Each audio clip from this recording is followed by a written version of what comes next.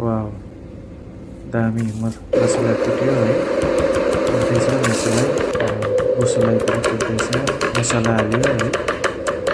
के हालेको हो यो यस्तो मुसुला हाल्यो त्यसपछि के हो अनारलाई पनि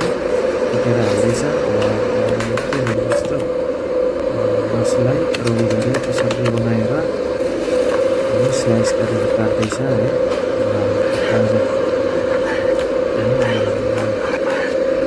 अब यसलाई के गर्छ त हेरौँ है छिटोमा रोप्यो है